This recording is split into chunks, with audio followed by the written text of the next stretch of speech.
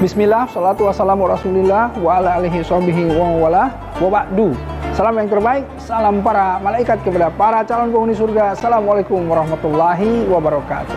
Alhamdulillah pemirsa, kali ini kita membahas hal yang sangat menarik, ya. Hubungan dengan binatang, mana yang boleh dibunuh, mana yang tidak, atau bahkan ada yang dianjurkan, ya. Tetapi sebelum itu saya ingin mengingatkan, yusabbihu lahu ma fi samawati wa ma fil ard, ya. Bertasbih apa yang ada di langit dan apa yang ada di bumi kepada Allah.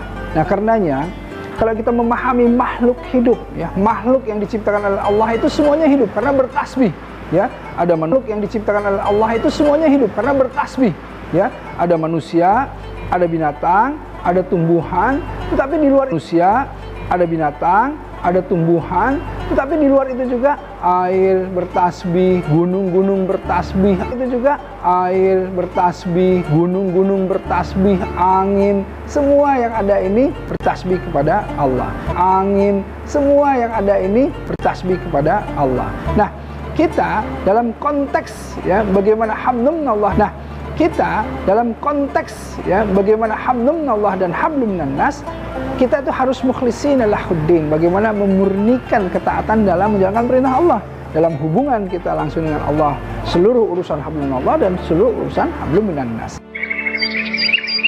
Sahabat muslim, sejak manusia pertama kali diturunkan ke bumi, dalam hal ini Nabi Adam, Allah telah memberinya 3 ketentuan yang harus dijaga hubungannya, beserta tata caranya. Hubungan tersebut ada 3 macam. Yang pertama adalah hablum minallah, yakni hubungan manusia dengan penciptanya. Hubungan baik itu diwujudkan salah satunya dengan kita rajin mengabari Allah 5 waktu dalam sehari, yakni melalui sholat fardu. Atau contoh lainnya, kita selalu mengenakan pakaian sopan di hadapan Allah, karena mengingat Allah senantiasa melihat kita tanpa tertidur sedikit pun.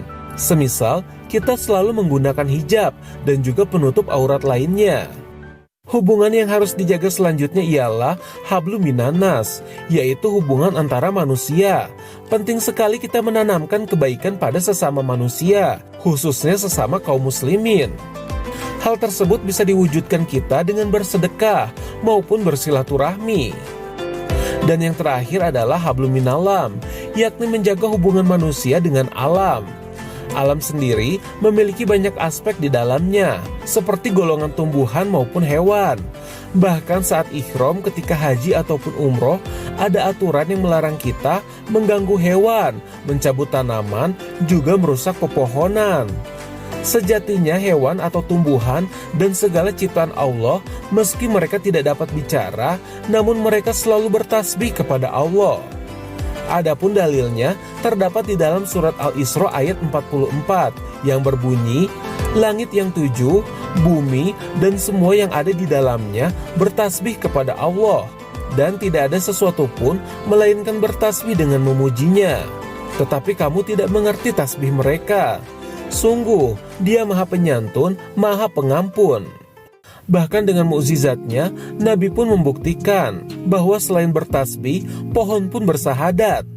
Dikisahkan di dalam perjalanan, Nabi bertemu dengan seorang Arab Baduy. Nabi pun mengajak orang tersebut memeluk agama Islam. Namun Arab Baduy tersebut meminta kesaksian bahwa Rasulullah adalah benar utusan Allah. Rasulullah pun memanggil sebuah pohon di dekat mereka dan memintanya bersaksi. Lalu atas izin Allah, pohon itu pun berjalan menghampiri Rasulullah. Pohon itu pun bersaksi hingga 3 kali. Ia bersaksi bahwa tiada Tuhan selain Allah, dan Rasulullah adalah Rasul utusan Allah. Terkait hubungan manusia dengan alam dan seisinya, Rasulullah pernah menyebutkan, ada hewan yang dianjurkan dibunuh, dan ada juga sebaliknya, yakni hewan yang tidak boleh dibunuh. Lalu apa hikmah di balik hal tersebut? Mari kita simak kisah lengkapnya. Di dalam dunia binatang, ini menarik sekali, ya.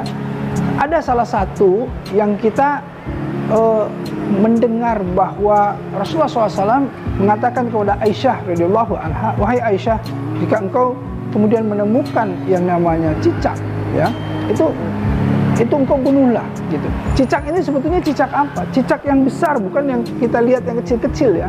Ya, nah, kenapa seperti itu? Karena Rasulullah SAW menyampaikan bahwa ketika Nabi Ibrahim alaihissalam, ya, mau dibakar hidup-hidup, ya.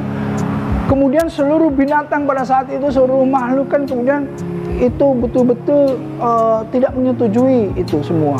Mereka berusaha memadamkan api itu. Nah, pada saat itu Raja Namrus itu karena saking amarah emosinya, itu api itu sebesar gunung, apinya itu besar sekali. Nah, pada saat itulah kemudian cicak inilah yang meniupkan api itu agar supaya terus yang namanya menyala apinya, terus semakin membesar. Sementara yang lain-lain itu bahkan mau mematikan api tersebut. Ya, bahkan ada percakapan yang sangat menarik antara seekor semut dan burung. Ketika seekor semut membawa air untuk kemudian mau memadamkan api tersebut, kemudian burung tersebut bicara, kamu tentu paham bahwa tidak mungkin air yang kamu bawa itu akan memadamkan api yang sebesar gunung tersebut. Apa yang dijawab oleh semut tersebut? Setidaknya aku ingin memperlihatkan kepada Allah di mana posisi aku. Aku adalah binatang yang mau memadamkan itu, bukan seperti cicak yang kemudian mau membakar itu semua. Dan itulah ya alasannya kenapa salah satunya itu boleh kemudian dibunuh. Nah, tetapi ada juga yang dilarang, ya. Karena apa? Kalau kita lihat di Masjidil Haram misalnya, itu burung-burung itu betul-betul ya dimuliakan. Kenapa dimuliakan burung itu? Kita ingat siapa yang kemudian menolong Rasulullah SAW ketika dikejar-kejar ketika hijrah. Itu tidak lain adalah ada sarang laba-laba dan sarang seekor burung, ya. Nah, disitulah kemudian kita memuliakan mereka. Semut, bahkan Rasulullah SAW bilang itu ikhwan-ikhwan ya, para lelaki itu kadang-kadang suka buang air kecil sembarangan gitu ya. Nah, Rasulullah SAW bilang bahwa kalian dilarang mengencingi yang namanya lubang semut tersebut, karena semut-semut itu akan mati. Bagaimana semut dimuliakan oleh siapa? Nabi Sulaiman alaihissalam.